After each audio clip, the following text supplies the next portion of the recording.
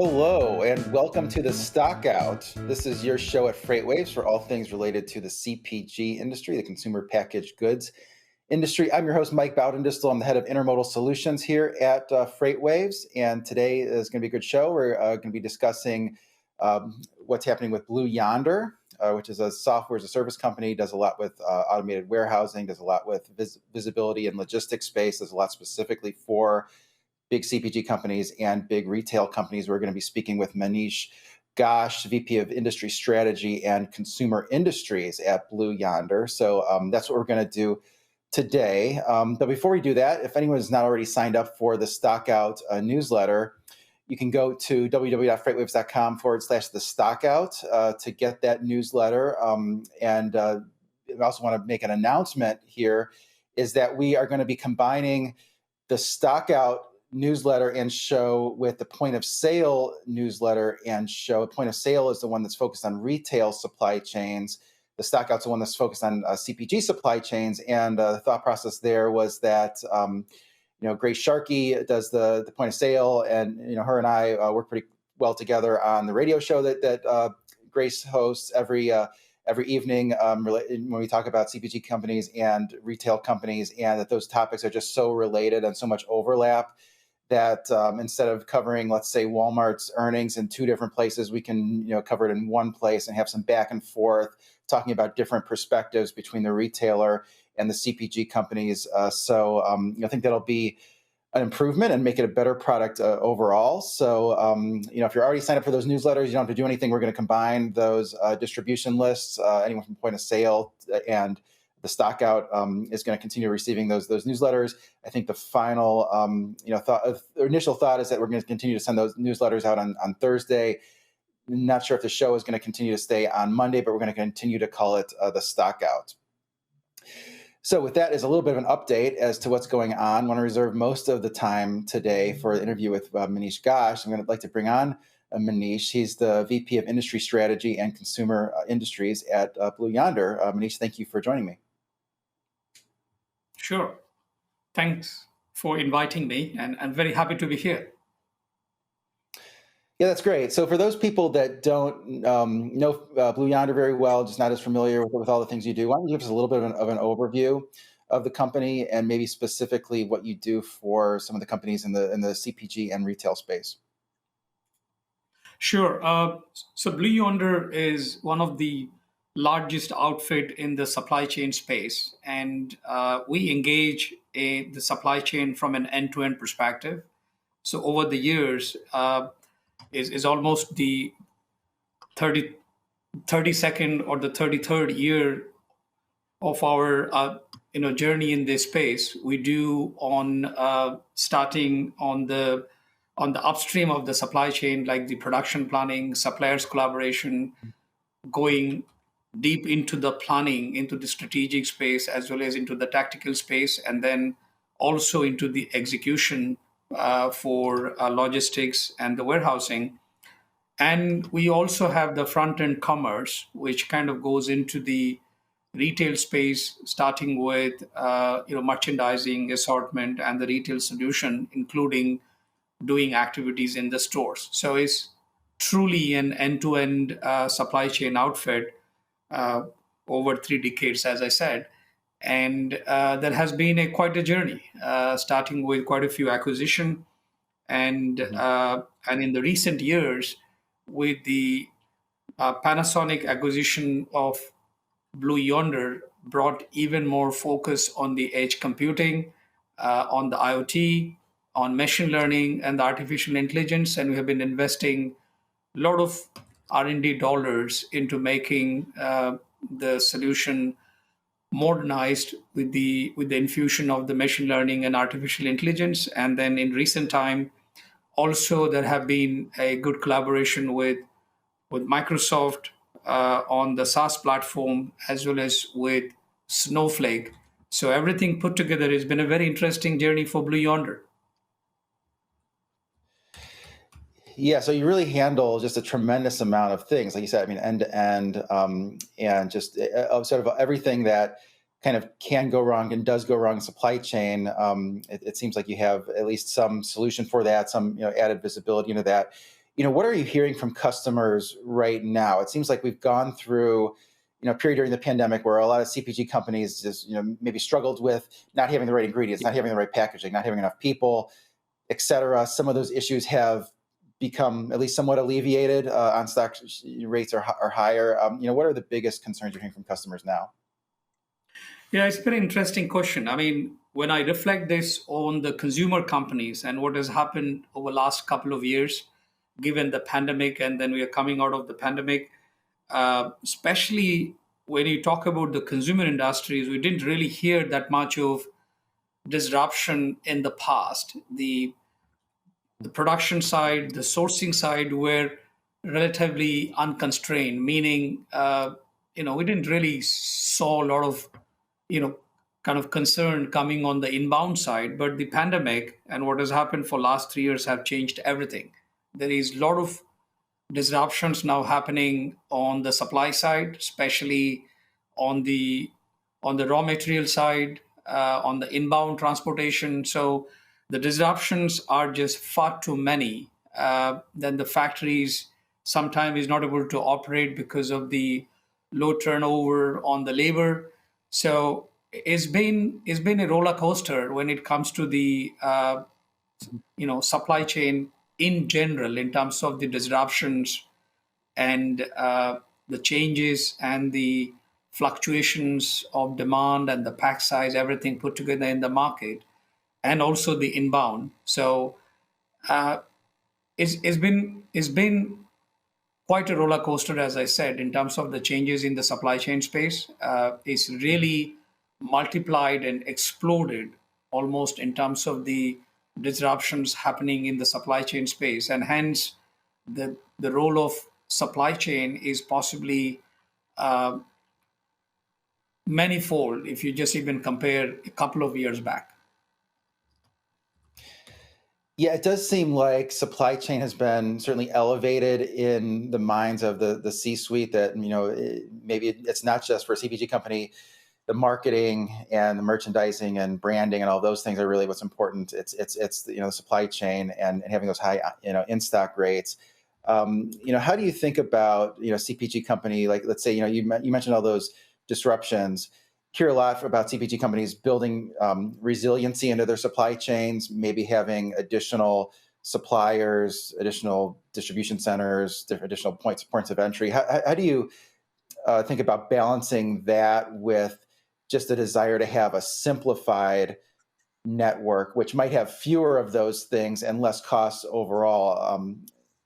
Any Yeah. thoughts there? Yeah. So the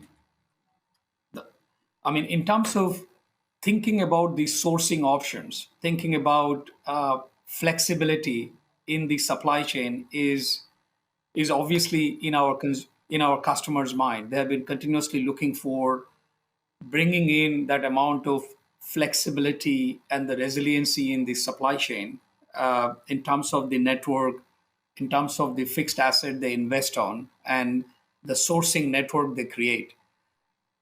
But in spite of that, the disruptions are quite unpredictable.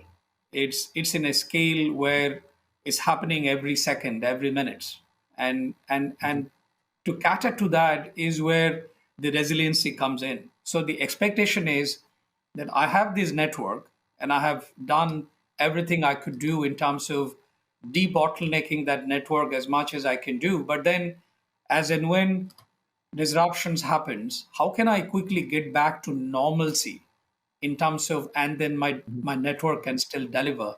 So that flexibility and the resiliency is quite important to all our customers. So as they invest into more network options, but then the knowledge and the intelligence saying this disruption has happened and hence this is the best option, that scenario, and then validating hundreds of scenarios and saying this is the best option, works for us, this is profitable, this makes sense to us, and this brings us back, if not the full normalcy but close to normalcy. That Mhm. kind of intelligence they're asking from the supply chain because of the multitude of the disruptions happening, and it just humanly impossible for the planners to go and run through scenarios and see what best work for them. Yeah, that makes a lot of sense because it's impossible to predict a disruptive event. They're almost like black swan events where it's kind of out of left field, but then you have to respond to that very quickly. And just the more visibility you have, the more you're able to do that without being as disruptive. I mean, you talk a lot about visibility at Blue Yonder. Where do you think visibility is most lacking for most big shippers?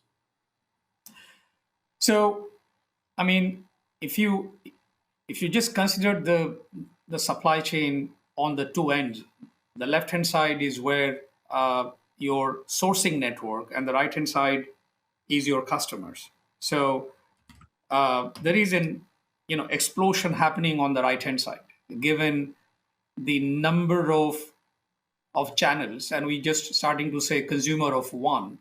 So given that many options and the explosion of the channels, it is almost impossible that where the customer would buy, where they would pick it up from, and where they would return. And that's obviously is very complex in terms of really understanding that behavior and how consumer is going to interact with the different channels. So that's one part of the puzzle. However, the pandemic has also brought the complexity on the sourcing side because of the geopolitical situation and the disruptions and the labor crisis, transport crisis, fuel price, that also have thrown a lot of spanners into the inbound or the insourcing or the outsourcing model. So the visibility is really needed from an end-to-end perspective, saying if I have this issue emerging on the inbound side, how can I connect that with all the demand I have on the channel side? And by the way, the channels could be hundreds. So bringing that visibility in terms of there is an impact, there is a disruption, what it is really impacting across the channel. Can I really connect that? Can I really show that given this delay, here are so many orders or so many customers are going to get impacted? I guess that's where the customers would need the visibility on their side because they have already placed an order, and the CPG companies are starting to put all kind of measures to saying, I need to let my customers know that here is the problem and here is when this can get resolved. Mm-hmm. Yeah, which would go a long way to maintaining relationships with the retailers and maybe avoiding the on-time and full fees and all of those things. So that makes a lot of sense. You mentioned sort of early on that you're doing more with incorporating AI and machine learning. Would love to hear a little bit more about how you do that at Blue Yonder. Sure. So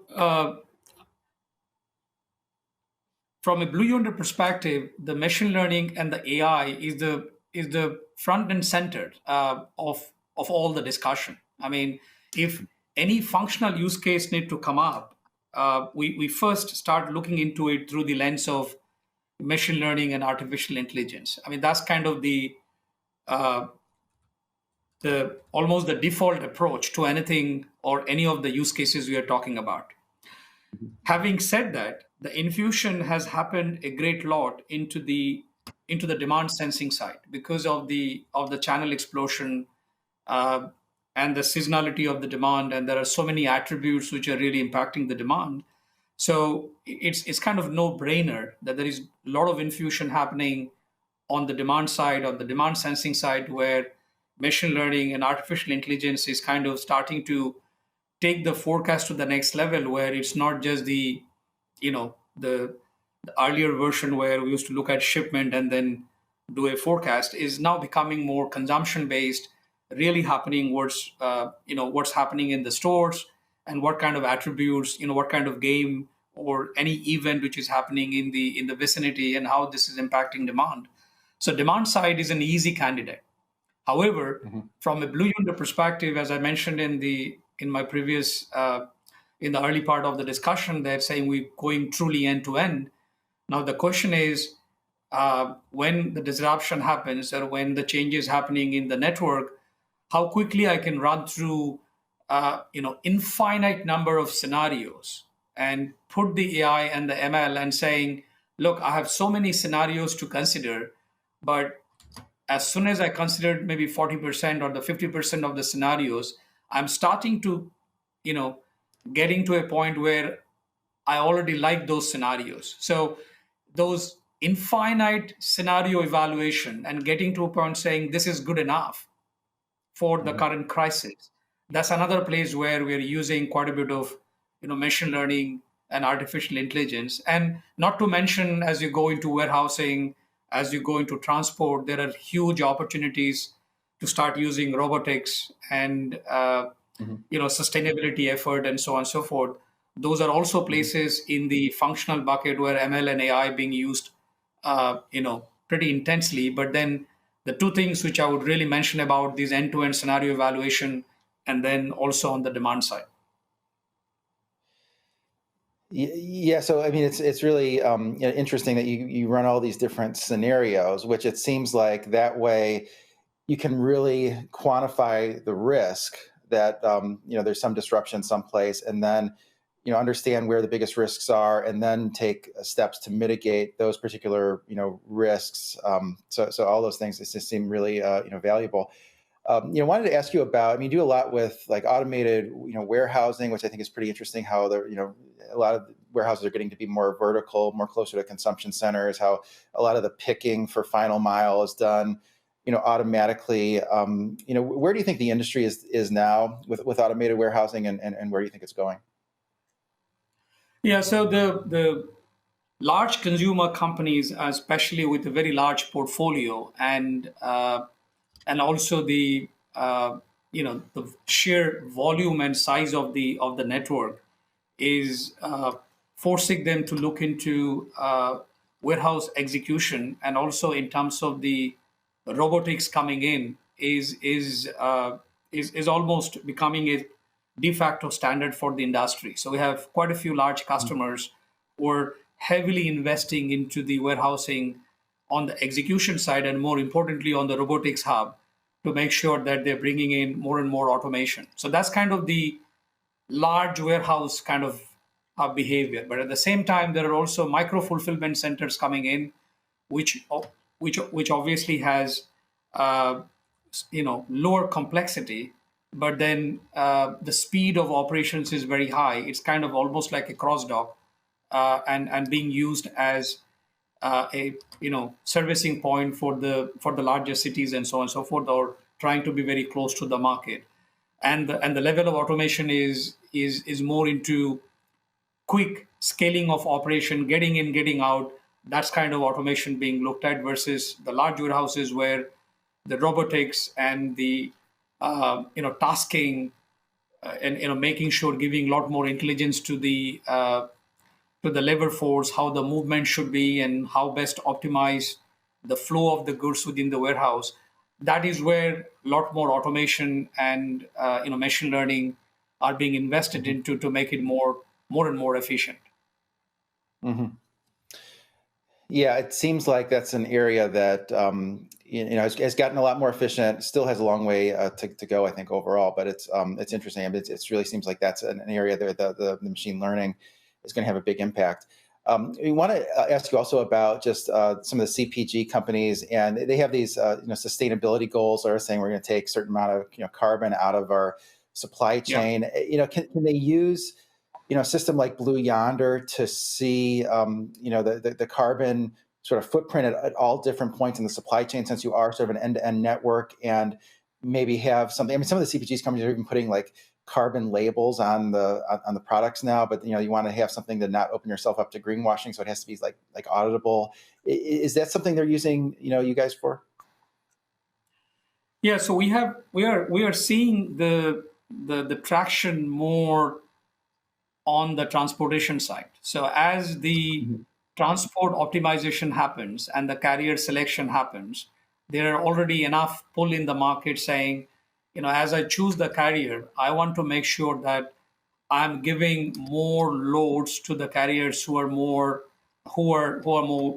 bringing in greener vehicles or electric vehicles. So as we create the outbound loading or the inbound loading through the transportation process within the optimization, it's now already inbuilt to start looking into what is the total carbon footprint of that particular transport loading process and start giving more credit or more load to the carriers who are more carbon neutral.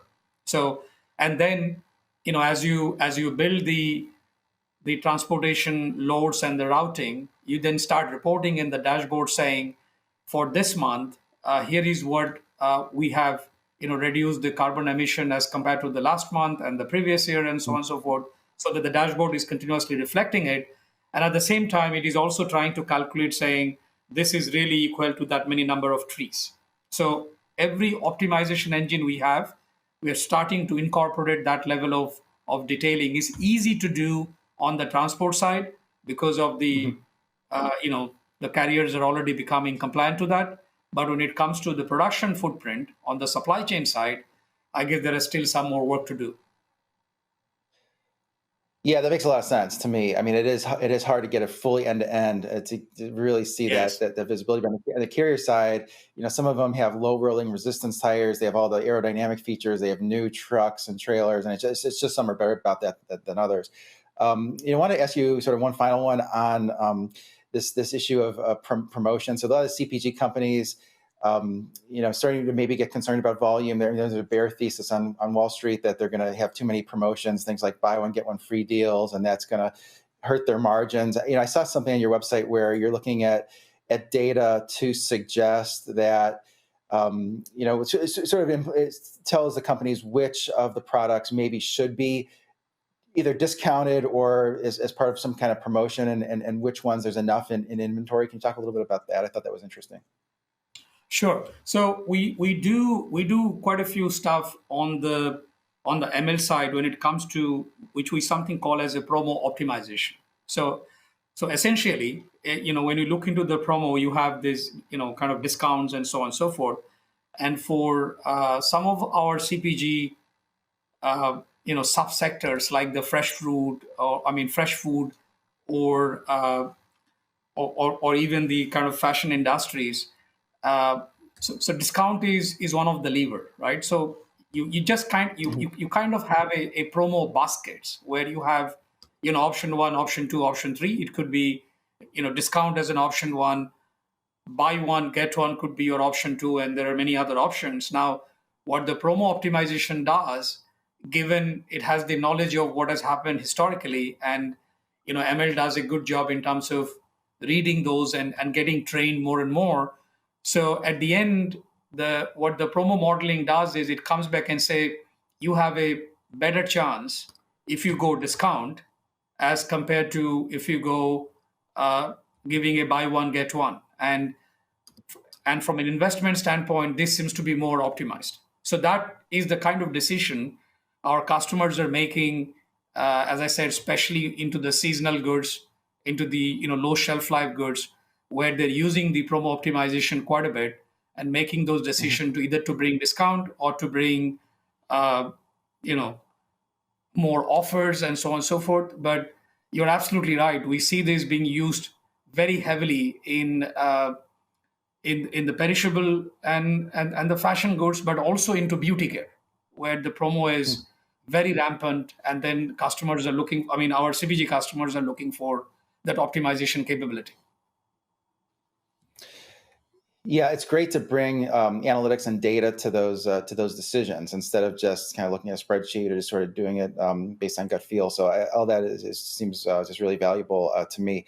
That's about all the time we have. Thanks so much for joining me on the Stock Out. And where can folks reach out to you and find out more about Blue Yonder?